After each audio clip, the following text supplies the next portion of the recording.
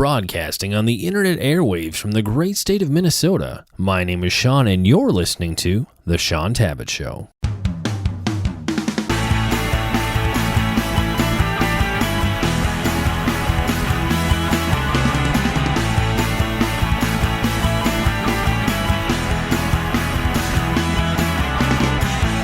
Today, my special guest is Terry Brennan, and we're talking about his new book, The Aleppo Code, and that's book number 3 in the Jerusalem Prophecy series, and that's published by our good friends over at Kriegel Publications.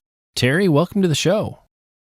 Thank you, Shaun. It's a pleasure to be here again and to talk with you once more. I really appreciate it. Well, Terry, it's been a while since we talked, so I need an update to find out what's been going on. But also, I think it'd be helpful for the audience to get to know you a little bit better as we start off our conversation. So go ahead and take a few moments and introduce yourself to the listeners. All right. Thank you, Shaun. I'll go all the way back to the beginning. I was born and raised in Philadelphia. And my wife and I, Andrea, have been married since 1978. We have 2 children who live with us in the New York City area. My son lives in Queens, and my daughter and her husband live up in Peekskill with our granddaughter.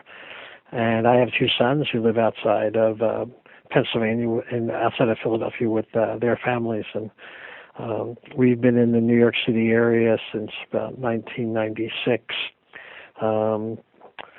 When I always thought I was going to be a teacher. I went to college at Penn State to be a teacher, to teach history, and was really terrible at that. And knocked around a little while after I got out of college and finally landed a job as a journalist in 1970 as a sports writer. And I was a journalist for 22 years. Spent time in a number of different papers. The largest was the Philadelphia Bulletin, which at the time was the largest afternoon circulation newspaper in the country.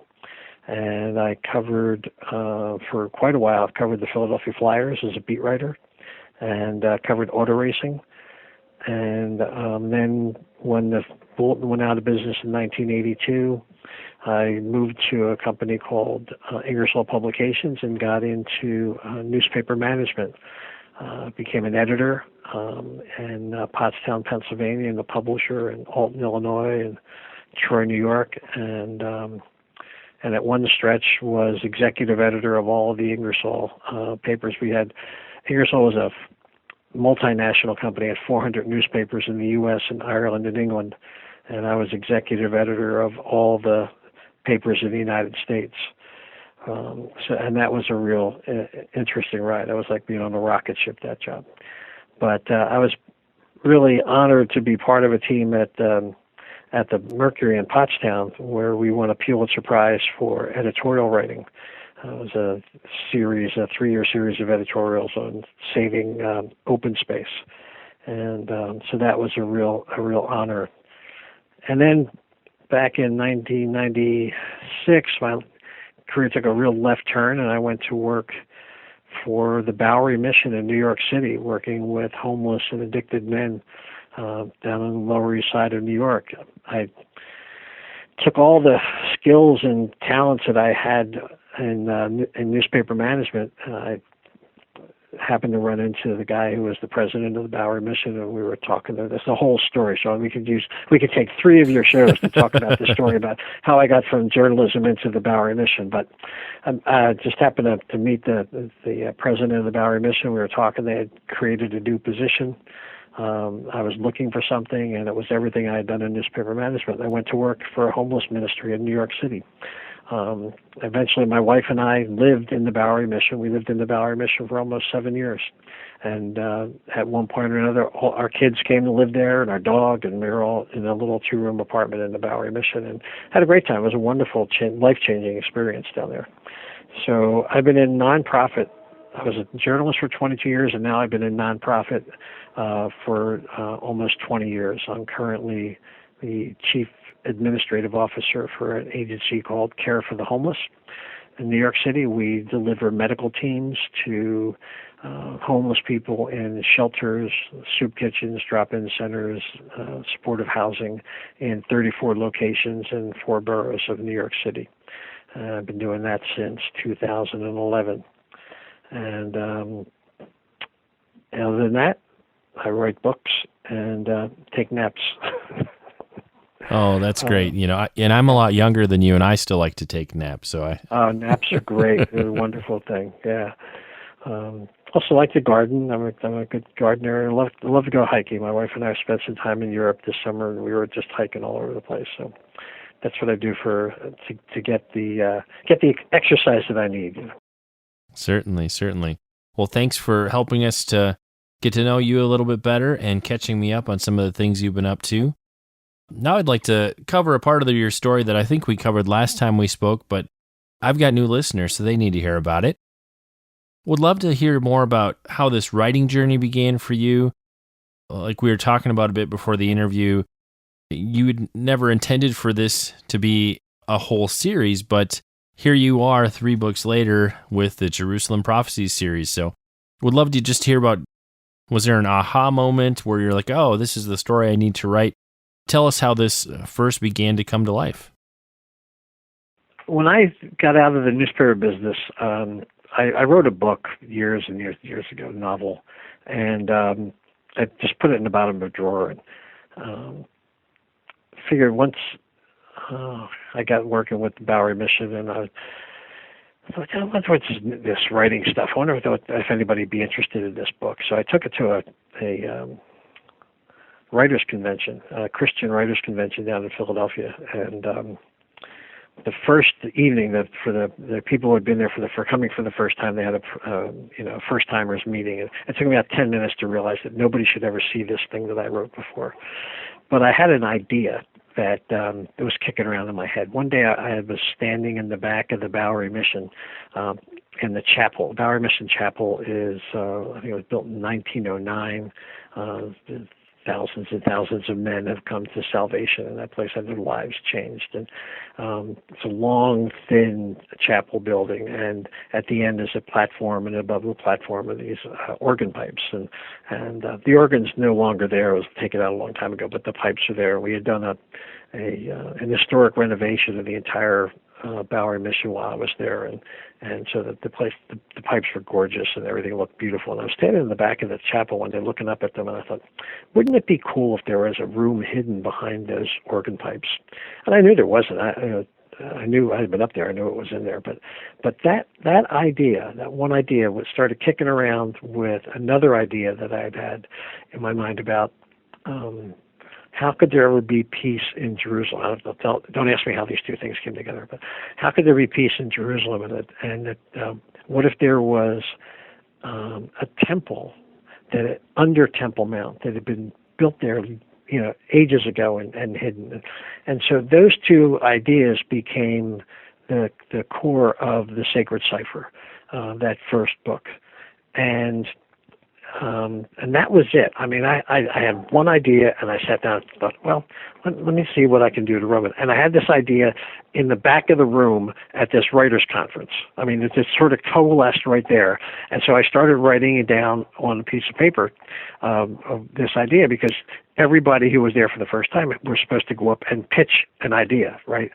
So that's where it started to come together. And I met another writer at that conference, and I was going around talking to people about the idea. She said, "Look, you got to go back and write that. Go write that story. Come back in a year, and if you do it and you do it well," she said, "I'll introduce you to my agent, and you can go from there." So that's what I did. I went back to the mission, and my days off and late nights, I tried to write this story about these guys find this ancient message hidden behind the Bowery Mission, and they go off, and it's in a secret code, and that nobody's ever been able to decipher, and that bad guys are after them, and all this. And the whole idea of there being a temple underneath Temple Mount, and they go off to see if that's true. Let's go find out if it's really happening. And they go off to Jerusalem and get all caught up in geopolitical intrigue and stuff. And they find that there is a temple there, and that it's eventually that the temple is discovered, and the priests have a sacrifice in the temple, and everybody that's going to have come to bring about peace in the Middle East, and then there's an earthquake, and everything gets destroyed. And so that was, to me, that was the book. That was it. That was the story. It was a really cool story. It had all these different parts and layers to it. And then people started asking me, well, when's the sequel coming out? I said, I don't know. What do you mean, what's sequel? What do you mean a sequel? I don't have a sequel. This is one book. I have one idea, and I had so many people asking me about when the sequel was coming out. I thought, well, maybe I better try to figure one out. And the neatest thing for me, I'm not, there's some authors who organize everything. I mean, they have all their outlines, and they have everything written down, and each step of who's going to do what, and they have characters, and they have pictures of what the characters look like, and everybody. I didn't do any of that. I mean, you could tell, right? I had one idea. I tried to sit down and write the book. So when it came time for people saying, well, when's the sequel? I got to come up with another story. The cool thing for me was, and this is where, as a Christian man of faith, that I saw God's hand in this, is there were things that I wrote in that first book that were key core elements that created this story that's run through now 3 novels. And I had no clue. I had absolutely no clue what was coming. This really is, to me, it's God's hand. God gave me the gift of imagination and writing. That's something he gave me as a gift. I didn't do anything for it. But he's really the one who's orchestrated this story.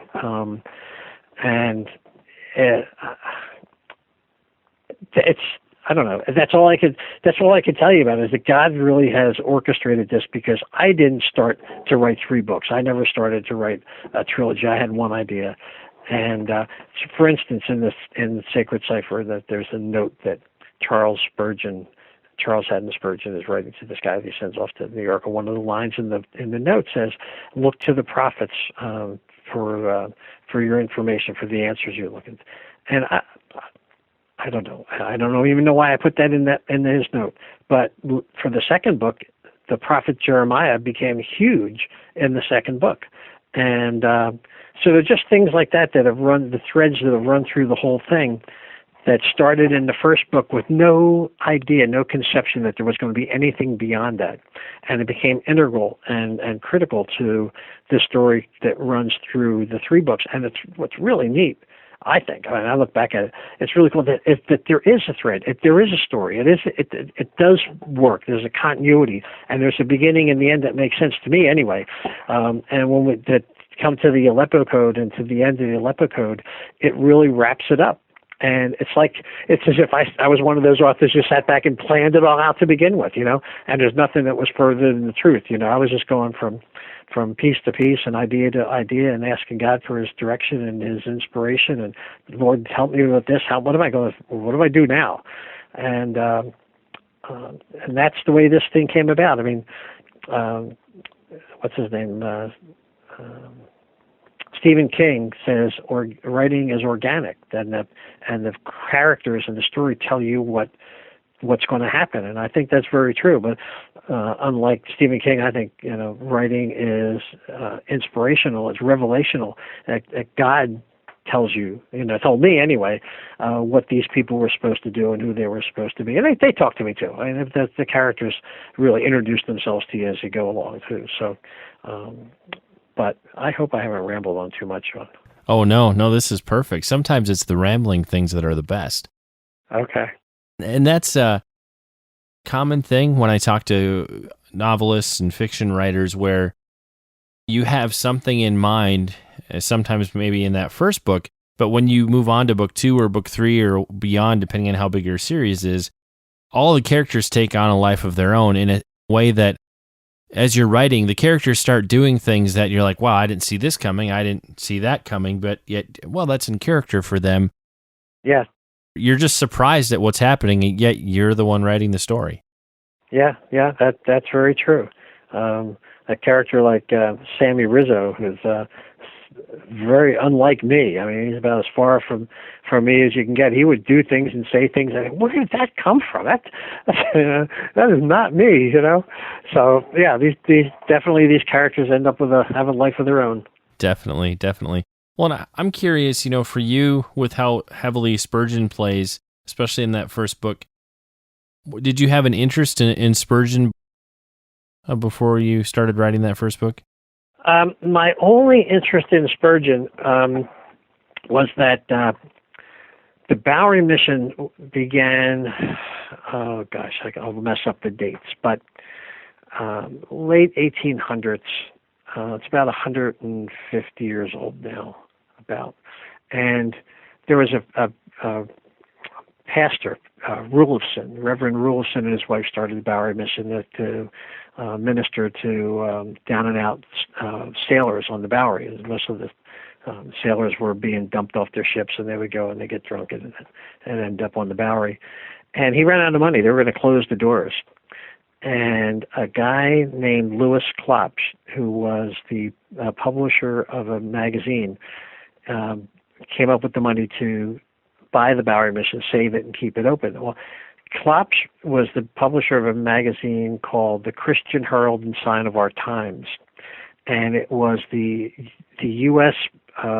Equivalent of Spurgeon had sent his nephew to the United States to start this magazine. Spurgeon had a magazine in London called The Sword and the Trowel, and it was very, very popular. And he had a lot of different. We'd write his sermons and things in his books, and all would be in there, a lot of different things. So it was. He sent his nephew over to start the equivalent of The Sword and the Trowel in New York City, and that became the Christian Herald and Signs of Our Times. And it was Lewis Klopsch, who was the editor, I think, of the Christian Herald at the time, bought the Bowery Mission and kept it going. So when I went to work for Bowery Mission, I learned about the history of the Christian Herald, which became, Christian Herald was a magazine in the U.S. for, I don't know, 60, 70 years, whatever. At one time was the largest circulation Christian magazine in the country. Finally, the magazine lost its market and they went out of business. But the parent agency, Christian Herald, has run the Bowery Mission since that time when Lewis Klopsch saved it, and also ran for three other ministries, shelter for homeless women and a children's program for the poor in New York City and some other things. So it was my association with Christian Herald. I worked for Christian Herald for 12 years for Bowery Mission. And it was through that association that I came to know about Charles Haddon Spurgeon. And I can't remember what it was that triggered. I guess I was looking for a vehicle to get this message. I knew I wanted to have this secret message. It was hidden in a safe behind the organ pipes at the Bowery Mission, and it was the office of Lewis Klopsch. It was hidden back there. And I knew there was this, in his safe, there was this message. I said, well, where would this message come from? And who would it come from? And I thought, Spurgeon. So I drew Spurgeon into it. In fact, the prologue of the first book was about Spurgeon and going to Alexandria and finding this mezuzah with this message in it, this scroll in it. So that's how Spurgeon came around. It's not that I wasn't a Spurgeon fan. I didn't read all of his books or know his sermons, but just from the history of the Bowery Mission. Oh, that's really, really fascinating. That opening part of the Sacred Cipher is a lot of fun in the sense that you don't often think of Spurgeon in kind of a cloak and dagger sort of situation. So it's a really intense read, those few pages. I remember the editor that I work at Kriegel, Dawn Anderson, when she was reading that, the first comment I got, I don't even know, maybe she called, I think it was an email, she said, Spurgeon has a gun. She said, how can Spurgeon have a gun? You're not going to have Spurgeon have a gun. So that was a big, we had to work on that one for a while. But having Spurgeon in a sort of an action adventure thing where he was like, I was not a spy, but he was cloak and dagger stuff is the right way to do it. That was kind of cool. Yeah. It was unexpected, but really, really interesting to have a little fun bringing out this new side of Spurgeon, so to speak. So when we last talked, we talked about the Brotherhood conspiracy, and one of the things I remember we focused on was how ironic it was that it was almost like you were pulling from the headlines, although you'd written ahead of what was happening. There was a lot going on with the Muslim Brotherhood, especially at that time. So I'm curious to hear, you've been working on this new book since then. Did any of our modern day events influence some of the places you went in the Aleppo Code? When I was trying to figure out where this last one was going to go, I was trying to determine then what was the ultimate message that the mezuzah and the scroll that starts all this stuff was written by a Jewish priest who was the head of the Jewish community in Jerusalem in the 11th century, a guy named Abiathar. And so I was trying to think, what was his ultimate message? What was it that he was trying to convey, and what was it that he was trying to hide? And it took me to this whole idea of the most powerful weapon in the history of the world. What was that weapon? And so I was looking at a place for how do you play that out? If his biggest secret was the most powerful weapon in the history of the world, what is that? I figured out what I wanted it to be, or what I thought it was, and where would it be that you would have to go find it? And first I was thinking in Egypt that it would we do it in Egypt, but I couldn't make that work. And then I don't know if it'll give this story away, but probably a little bit of it. But the weapon that is referred to in the Aleppo Code as the most powerful weapon in the history of the world is Aaron's staff, and that it was the weapon that the thing that created most of the 10 plagues in Egypt and split the Red Sea, and there's all kinds of powerful things that the staff was involved in. But I took a look at the history of the staff and did a lot of research on the staff and what the Jewish writers had written about it, and it took me to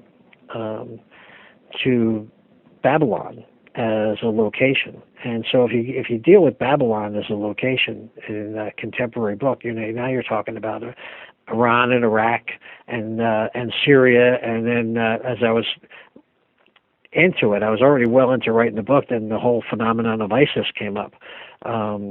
So it didn't start Aleppo Code with the idea of a lot of modern day events, but it's sort of modern day events swept me up in their midst as I was going through the book, because I happened to be in those areas where all this stuff was happening. So there was not a lot of rewrites, but I was using the stuff that was going on in Syria and in Iraq pretty heavily to help this story as this story played out. So where I was trying to think the other books were really contemporary with a lot of the contemporary events that were going on. This third book really didn't start out that way, but it ended up being swept up by the contemporary events, and so there's a lot of contemporary stuff going on. It's a real going back and forth between what could be considered current events and stuff in the ancient past. So the conflict with Iran and the nuclear treaties and Israel's concern about the growth of Iran's strength and all that stuff is caught up in it, and then all the stuff that's going on in the area of Iraq and Syria, it's all wrapped up in there now. So it became very contemporary. Yeah. Well, I think if you continue to choose to write in the space you're in and kind of having a geopolitical flair, you may find yourself in the midst of the news a lot if you keep going in that direction with future books. Yeah, it seems to be that way. I mean, with Brotherhood, I was writing about the Muslim Brotherhood 2 years before the revolution in Egypt brought the Brotherhood to power. So it seems like God gives me some thoughts and some ideas of things, and then they sort of run up on me and catch up to me. So I'm trying to stay ahead. I got some ideas for another series, and I'm trying to stay ahead of it, but things in the Middle East are changing so fast, it's really hard. Well, you'll just have to write faster, I guess. I have to write faster. I do. I need a couple more hands, yeah. Who are some of the key characters that we're going to meet up again in this third book? Well, it's the third book continues the story of Tom Bohannon, who is has been the hero and the protagonist through the first two books, and he and his wife Annie are prominent in this book, and Annie takes a much stronger position, because has a much more strong character in this book than in the first two, Tom, his history is he was the vice president of operations of the Bowery Mission. Obviously, there's a connection there between my experience and his, so he's involved in it, and his wife Annie, and they get swept up in all the geopolitical ramifications of the temple, and the Ten of Meeting gets caught up in that in Brotherhood, and they're wrapped up in all this, and they just can't get out of it. I mean, the situations that they're in keep pulling them back in, and they'd love to get home and just be with their kids, but they keep finding themselves getting caught up in the craziness that's going on around them in Jerusalem. And so Tom's brother-in-law, Joe Rodriguez, is part of the story, and Sammy Rizzo, who I mentioned earlier, who is a contemporary of Joe Rodriguez. They both work at the New York Public Library, the main library on Bryant Park, and Sammy is a researcher, but he's a little person, and he has an audacious personality, and is just a wild dresser. Just has these crazy one-liners that can keep flying off him, and so it's really the four of them are the key team that continue on. There are other members of the team that are meet their demise at the hands of the Prophet's Guard, who are the villains in this, and there is a guy who really becomes the ultimate villain, and who takes control of the Muslim Brotherhood and the Prophet's Guard, and tries to set out with to bankrupt Europe and establish another caliphate. That's the king of Saudi Arabia, and ultimately becomes the ultimate villain in this piece. And so he's in it, and there's a couple of new characters. One guy is named Mike Whalen. He is an ex-Navy SEAL who happens to be working for National Geographic and his team. And Annie Bohannon was a National Geographic photographer in her past career, and so they draw in these guys, Mike Whalen and his guys, who are a bunch of interesting characters and very military. A number of them have military backgrounds, so they're tough guys. And when the team goes off to Babylon to try to search out this last secret, they hook up with Mike Whalen and his team, and those guys really help them in the times when they got lots of bad guys on their tail this time, and they're chasing all over the place. So they need the help of some experienced guys. And so a number of other secondary characters, but the main team is Tom, Annie, Joe, and Rizzo, and then they get hooked up with these guys from National Geographic, and that's sort of the team that's lined up against the bad guys. Well, it sounds like we're going to be meeting up with some of our old friends that we met in the first two books, and obviously we'll meet some new folks as well. And as always happens for secondary characters, like you said, some of them meet their demise. They're kind of like the red shirts of the fiction novel, if you will. Yeah. Somebody told me that the second book is usually the darker one, and it was true in this one that there were bodies in the second book, and so unfortunately some of the characters didn't make it to the third book, but not so much carnage in the third book.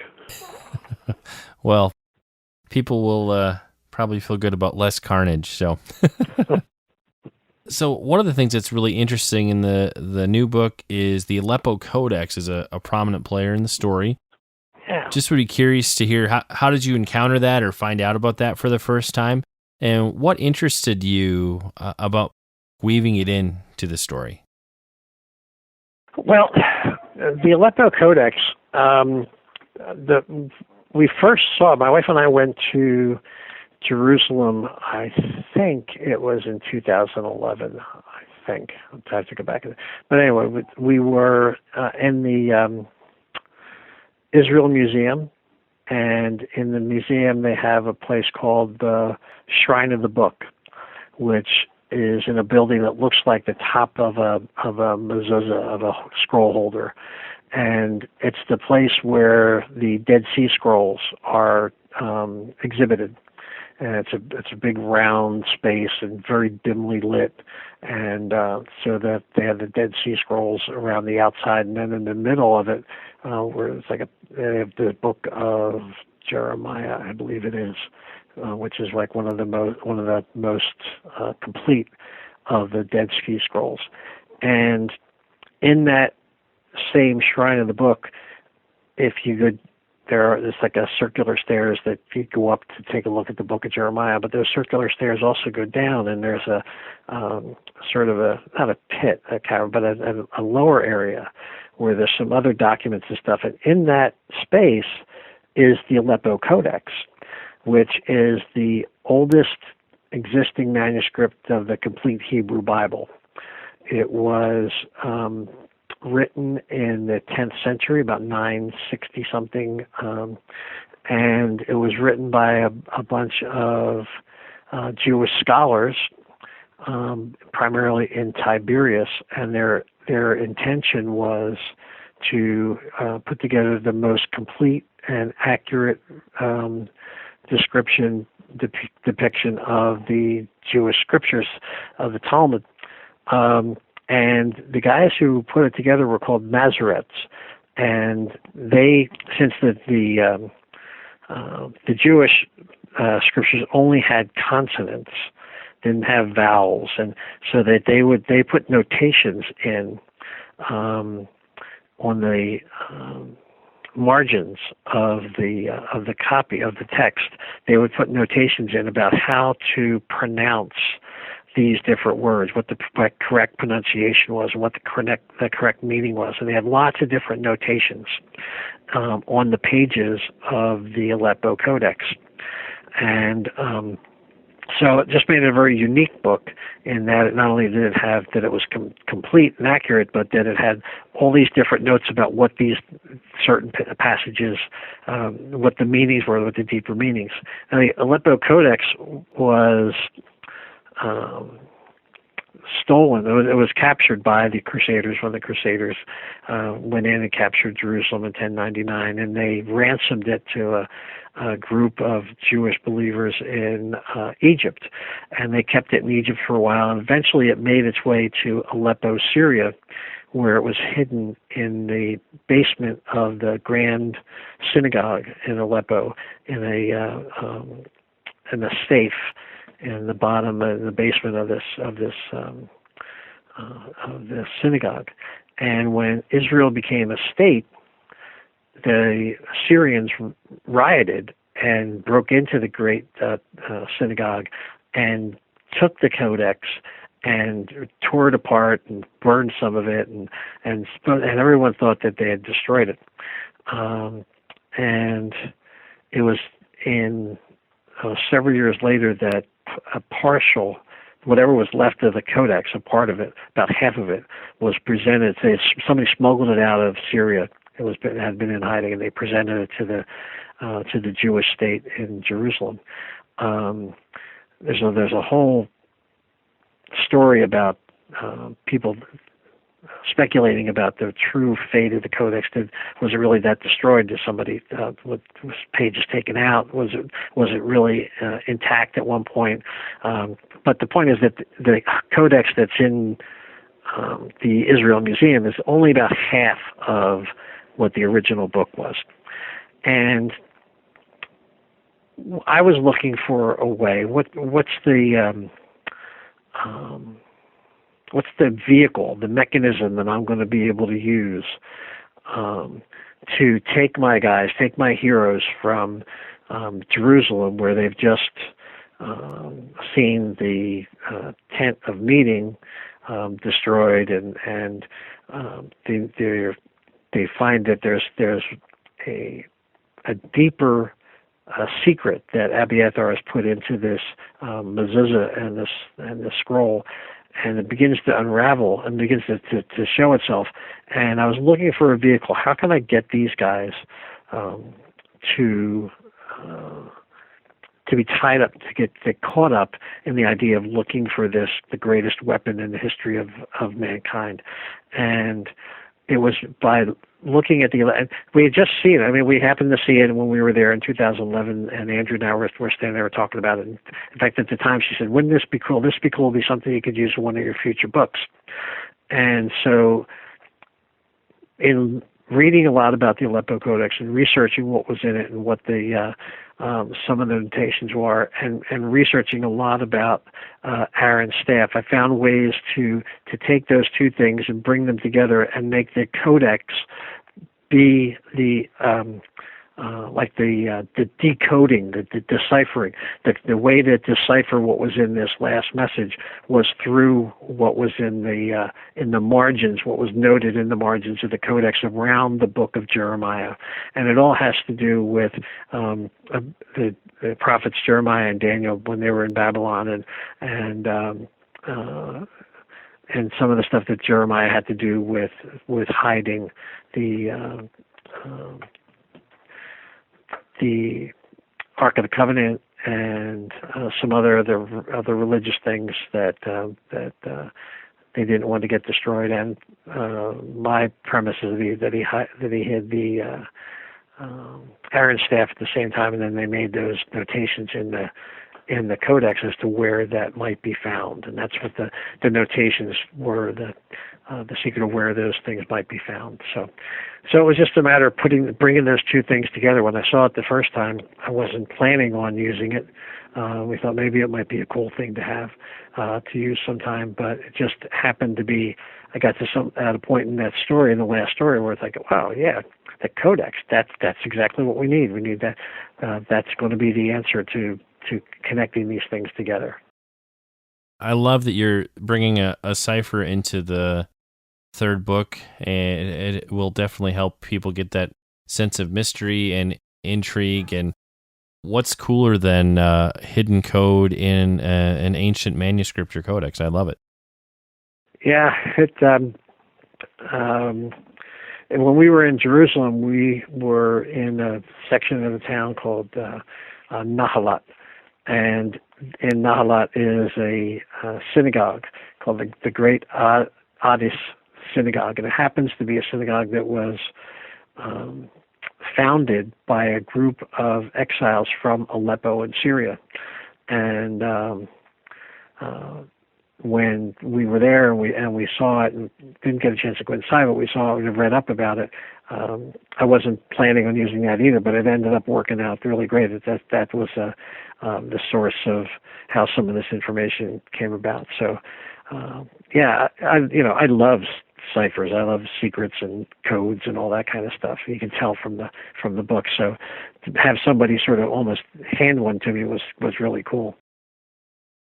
Well, you've given us probably more than you should have as far as what's going to happen in the story. So I know it's tough to talk about it without getting the stuff out. I want to keep the secrets, but the story kind of runs away with itself. So yeah, well, that is the biggest challenge I find for myself as an interviewer and for a fiction author as a guest is you want to talk about things in the book, yet you want to give people enough to get them interested, but not give too much away. So we're going to cut you off right now, folks. If you want to find out the full story, you're going to have to read the book. So to kind of wean us off of the too many details here, I'll ask you, what are some of the locations that we'll be visiting as we follow the characters on their journey? You've already mentioned a couple of them, but maybe give us a flyover of some of the places we'll get to go in the book. We'll be in Jerusalem a lot. Starts out in Jerusalem. Actually, the prologue starts out in London in 1896 when the English composer Edward Elgar meets up with Sir Charles Warren, who was the guy who tunneled underneath Temple Mount way back when. But starts off in the prologue is in London, but most of it's in the early part is in Jerusalem. A good part is in New York. Then we get into there's a lot of different parts of the Middle East in Riyadh and Saudi Arabia, and then in Tehran in Iran. A lot of it takes place in and around Iran. There's a big part of it takes place in the Persian Gulf around the Strait of Hormuz. And then the last part of it takes place, a good part of it takes place in and around the western part of Iraq and around the Anbar, the Great Anbar Desert, and then around south of Baghdad in an area where the ancient city of Babylon was located along the Euphrates. Wow, so we're going to hit some real hot spots there. That's great. And you've alluded to this earlier in our conversation, but when you're thinking of readers closing that back flap of this book, they're finishing this story and thinking of them finishing, really, if they've read through all 3 books in the series, what's the overarching message that you hope they come away with after reading your stories? I think for me, it's really that the past is present. We really don't know where we are in time as far as the God's time is concerned, what the clock is. But I think a lot of Christians, evangelical Christians, lots of Christians will agree that the clock is ticking. Wherever we is, the clock is ticking. And we don't know where we are, but it certainly feels as if we're close or getting close to things that that could happen that we read about in Scripture, things that we read about in prophetic books in the Old Testament. That some of that stuff we may see in our days, things that we've dreamed of, or things that we've feared for thousands of years. And I think that, and I've gotten this from readers of the first 2 books that have said, that I didn't think about that, and you've got me thinking about stuff and looking at the Bible in a different way because I never pulled these things together. And I think a lot of it is that the past is really present, and it's becoming more and more present, if that's the way to put it, and that even in the midst of this, that God is in control. And it's hard for me, myself, just to think that myself, as I see the things that are going on today, going on in this world, things that are disappointing and discouraging to a man of faith, to a Christian man, and to the Christian community that's around me. We see the things that are going on in the world, and it's grieving in a lot of ways. And we see things going on around the world, and you go, wow, does this mean that we're getting closer to what's called the last days? I don't know. The Christians have been thinking about that since the first century, that we're getting close to the last days. But it seems to be that we're closer than they were in the first century than we are now. But it just seems that we're getting closer to some of these things that we've read about and dreamed about in the past. And when I think about that, the past is present, and the things in the past that may be coming to play, and it's possible that I could see in my days, or our children can see in their days, some of the things come true that were prophesied. I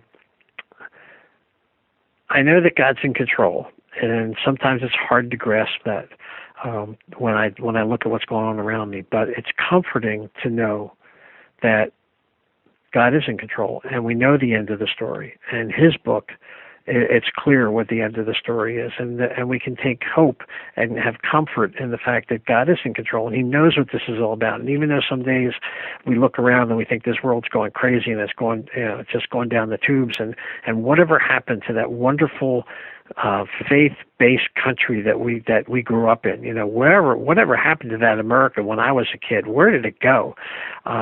We can still take hope in that God knew this was going to happen. He knew we were going to be here, and He's got a plan, and it's going to work out.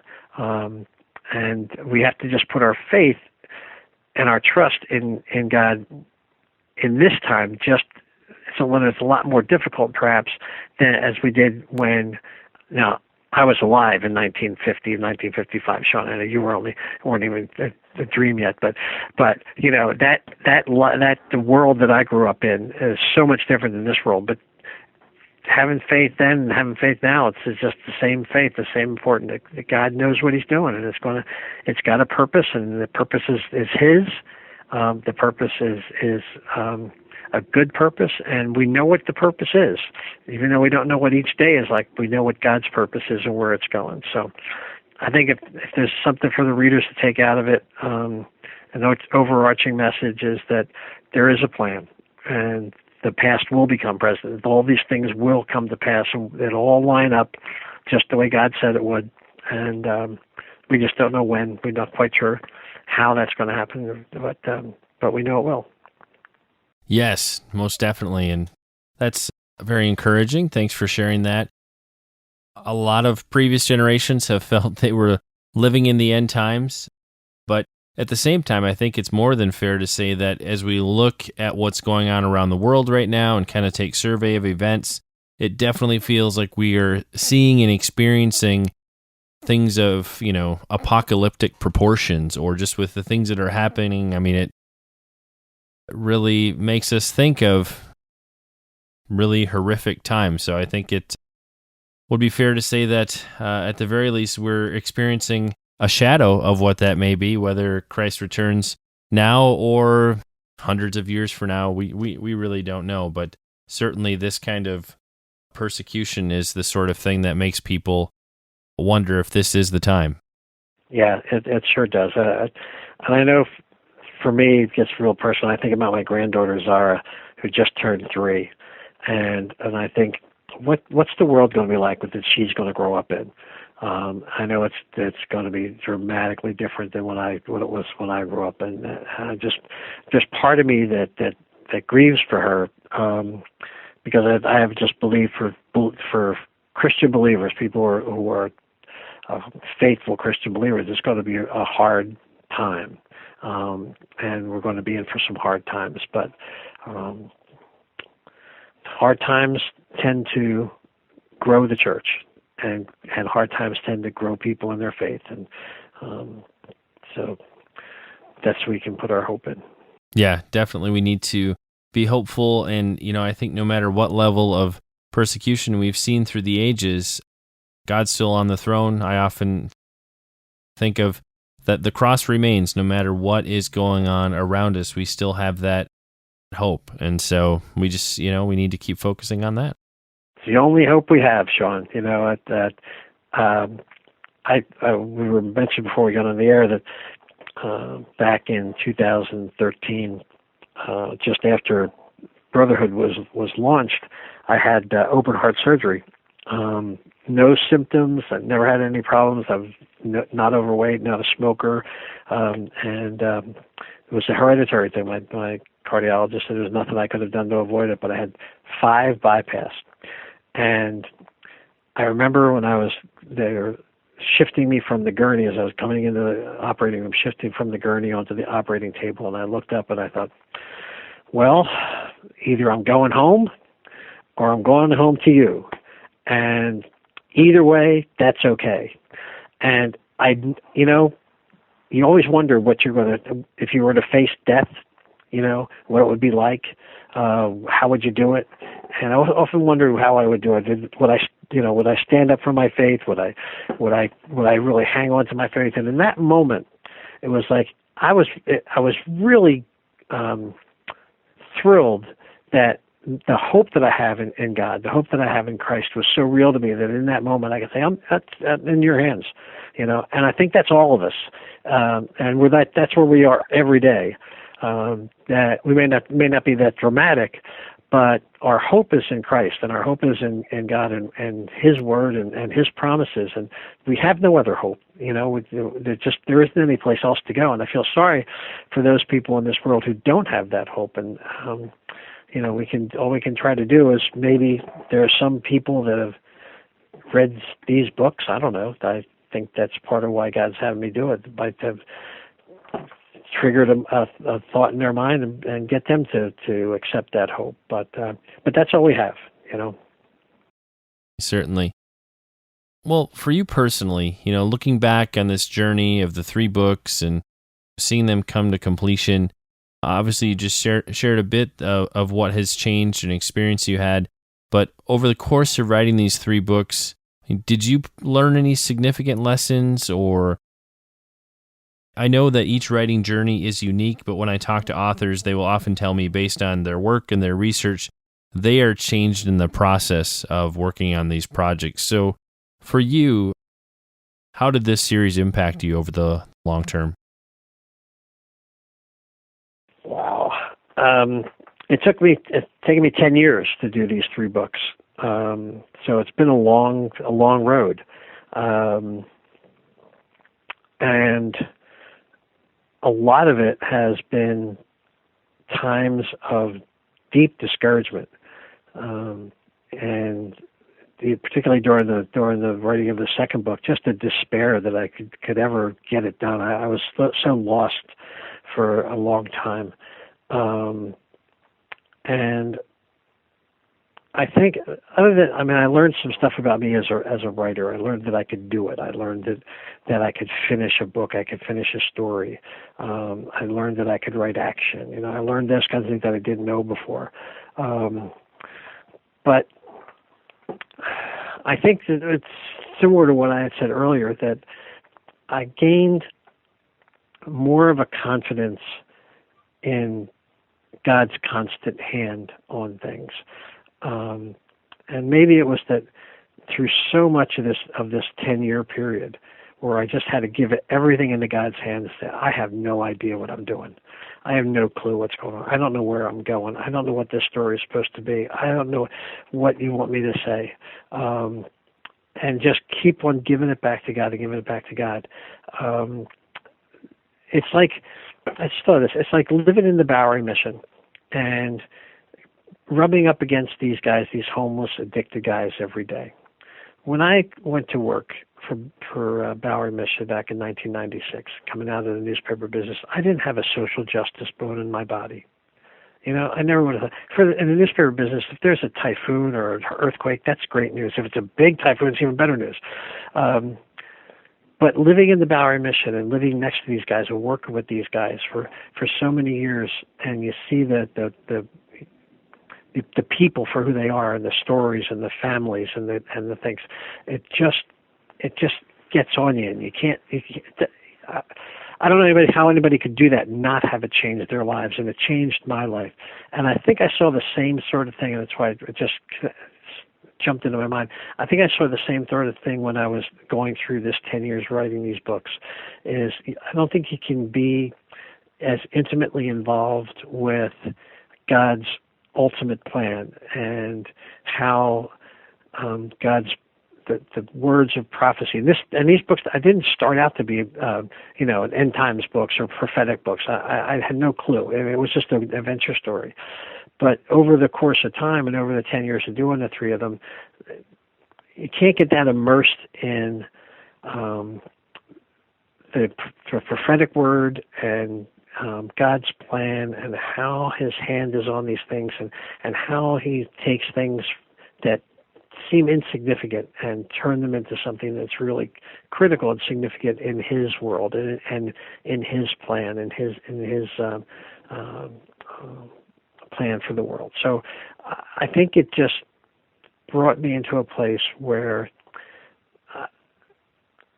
I feel much more confident, comfortable. I'm not quite sure of the right word, of just putting my life in God's hands and knowing that that's where it has to be. I've been a Christian since my wife and I got married in 1978. It was right after that I got saved. And so I've been a Christian that long, and I've been a really active, solid prophet. I'm in my Bible and for a long time, but it's taken a while. I think it's through this 10-year period of writing these books that I've really come to a much deeper understanding and confidence in God's providence and His sovereignty, and that God's got a sovereign will, and there's, circumstances may change. Circumstances of my life might change. But God's sovereign will for my life, his sovereign plan for my life can never change. So I can get worried about the circumstances. I can get all caught up and, concerned about how we're going to pay the bills, or concerned about my health when I had the operation. But God's sovereign will is the same. He told me at one point when I was working on the second book, he said, look, stop worrying about it. I know when you're going to get it done. I knew how long it was going to take you to get this done, so don't worry about it. God's got a sovereign plan that will not change. It's ordered. It's determined. It will not change. So don't get so worried about the circumstances. Don't worry about the things that are swirling around, Just put your confidence and your hope in knowing that God knows what he's doing, and he's got it. He's got it in his hands. He's got it covered. It's all going to be okay. And I think out of that, I've found a much deeper peace. Most of the time, I still get anxious. I still have my days, but most of the time, just a sense of peace. Confidence in God's plan. Well, those are definitely some great lessons learned.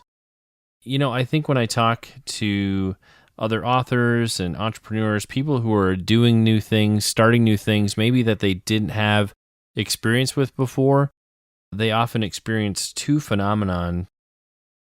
One being a challenge with giving themselves permission to start or move into something. So I'd love to just get a little bit of commentary from you on, as you transitioned into writing a novel, was there a point where you really had to give yourself permission to move ahead? Because that can be a challenge for people and often gets them stuck. And the other side of that, once you arrive, get proficient, or are succeeding to some level, so that being you had your first book out and people were looking for a second. Sometimes people struggle with what's known as imposter syndrome, where they reach a certain level of achievement, but they kind of question, gosh, am I really supposed to be here? I'm not really set up to succeed in this. God, why did you put me here? I would love to hear some feedback from you if you experienced either of those in this whole writing process, and how did you work to overcome them? Oh, wow, those are good questions, Shaun. Wow. Okay. Well, I think at the beginning, I've been a writer all my life. I was born a writer. I didn't know that for part of the time. I mean, I started writing stories when I was in 8th grade, I think, but never consciously realized that I was a writer until, I guess, when I got into the newspaper business, started writing stories about people. So I've been a writer all my life. That's what God made me. My wife and I went to see Joan Baez down in New York City. It was her 50th anniversary tour, 50 years being in as an entertainer. And at one point in her concert, she said, people ask me about my voice. She said, I tell them that my voice is a gift from God. My job is maintenance and delivery. So the gift is from God. He made me a writer. I've got no claim on that. And my job in that has been maintenance and delivery. So I had that when I was a journalist, when I was a writer, and then I got away from it when I got into newspaper management, and then God's brought it back to me. So I don't think it was hard for me to be a writer, but the permission I got was really from my wife, from Andrea, who allowed me to take a year of Saturdays. She said, go ahead, you write that story. I know it's in you. Go ahead and do it. So I took a year of Saturdays where I would, when we lived in the Mission, I would go in our bedroom where I had a little corner with my computer, and I'd be in there all day and half the evening. And she still does it. I mean, I'm still doing it now that I'm working. I'm still taking my Saturdays, and it's been 10 years. And for most of that 10 years, it's taken Saturdays or holidays or nights to try to put this stuff together. So the permission for me, when I think about it, really didn't come from me. It came from Andrea, who said, I'll give you the permission to go and fulfill that dream and try to do that. And as far as the imposter syndrome, I think that's something that I experienced throughout my career. I read somewhere once years ago that there's 95% of the CEOs in the world are wondering when somebody's going to figure out that they don't really know what they're doing, and they're going to come and tell them to get out. I think there's a lot of us that are in positions of responsibility that think, well, I don't know what I'm doing. From day to day, you do, but you feel like you just don't have a handle on it. And I'll be transparent with you, and I'll reveal something. I think for me, what God works for me is I want to be successful at this. I want to be the guy on the New York Times bestseller list. I want to have these things made into a movie. I wanted to have all that, and I think God keeps working on me for that. He doesn't want that stuff to happen because because of pride. And it's not about me. It's about the gift that God gave me, and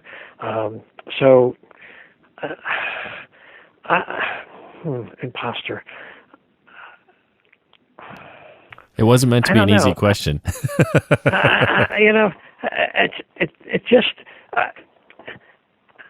It's really that I don't feel like I own these things. Maybe that's it. It's like the stories are there, and I did them and all, but it wasn't like I had these ideas and I was working on them for years, and then all this stuff came out. I don't feel like I own any of this stuff. So these books, they really came through the Holy Spirit, God working through me and giving me ideas and things to write and stuff. So I don't. Maybe that's. I'm not. I know I'm not answering your question very well, but no, I guess that's the best I can do. Sorry, Shaun. That's a fabulous answer. I think that answer is different for all of us, and at different times in our life, I think we would give a slightly different perspective. I know for me, with all the different things I've done, I'm in what you might call my second career. I was in the IT software industry for about 11 years, was extremely successful, made really good money, and then just jumped ship and am doing something completely different for the last 4.5, 5 years, working in the Christian publishing industry. I'm completely happy. I love it. But you know what? There are days when I feel like I don't know what I'm doing, or kind of deal with that imposter syndrome. But that's not to say I didn't have those when I was managing, 15 people at a software company too. So I think if we're at a place where we feel like we got it all figured out and we know everything, that's not necessarily a great place to be. But also, it's in the midst of the uncertainty. That's where we learn. That's where we're stretched. And I mean, that's where I think God can kind of prepare us and take us to that next level or that next thing that He has for us. That's true. I mean, excuse me. I know when I was publisher of newspapers, that's like being a CEO of a company, and there was lots of stuff I didn't know anything about. I was a sports writer. I mean, come on, and ended up being a publisher. There's lots that I didn't know about. But I think there's one constant that goes through it all, and that's the thing that keeps me going. It's the people you work with and how you treat them, and I always tried to build a team of people that really believed in themselves and in each other and had a vision for what they were trying to do. And then if you could do that, then you just go let them do their job, So you don't have to worry about it. I don't need to know everything. I don't want to know everything. You just find the right people, the best people you can get. You put them together. You give them a vision. You try to get them excited about what we're doing. Then let them go. So I think you can do that whether it's IT or whether it's journalism or whether it's nonprofit management or what. That's been for me. That's been the biggest fun of being. I'm like you. I've had 2 careers. Now I'm on my 3rd career. And I don't even know if maybe it'll be a 4th career. Who knows if it can, unless we stick around long enough. But they're all been fun, and it's always an exciting journey to see where it's going to end up. Well, and Terry, it's been really fascinating to dig a little bit more into your own personal story. Thanks for sharing, and I love how transparent you are with your answers. Now, if the listeners are interested in picking up a copy of the Aleppo Code, where are some of the best places they can grab that over the web? And then also, where can they find you online as well? They can. I'm not quite sure if the book is available, but it'll be on Amazon.com. You can find it. You can find it on Kriegel. on the publisher's website, kriegel.com. They'll have it, and barnesandnoble.com and christianbook.com. So it's on all those websites, and you can find me on Facebook. I have an author page on Facebook and a regular page, and you can find me at terrybrennanauthor.com at my website. All right, and I'll be sure to include links in the show notes for some of the different places you can pick up a copy of Terry's new book. I'll also include some links to the earlier books in the series, those being The Sacred Cipher and The Brotherhood Conspiracy. And now it's time to bring this episode of the Shaun Tabatt Show to a close. Many thanks to all of you for being a part of my conversation today with Terry Brennan talking about the Aleppo Code. For more on Terry, you can visit his website, which, as he said, it's at terrybrennanauthor.com. Be sure to follow him on Twitter, where he goes by the handle of @TerryBrennan1, and that's the number 1. And you can also find out more about this book and the earlier books in the series at the publisher's website, which is available at kriegel.com. And Terry, I just want to say thanks so much for sharing with us today. It's always a great pleasure speaking with you. Thank you, Shaun. It was a lot of fun. I hope I didn't ramble too much, but it's always a great pleasure speaking with you. And I just pray that God blesses the work you're doing and prospers it mightily. And that's all for this episode of the Shaun Tabatt Show. If you have a question, comment, or suggestion, you can connect with me via email using show@shauntabatt.com. Be sure to follow me on Twitter, where I go by the Twitter handle @stabatt. And if you enjoy the show, head on over to iTunes and leave us a review. Until next time, this is your host, Shaun Tabatt, signing off.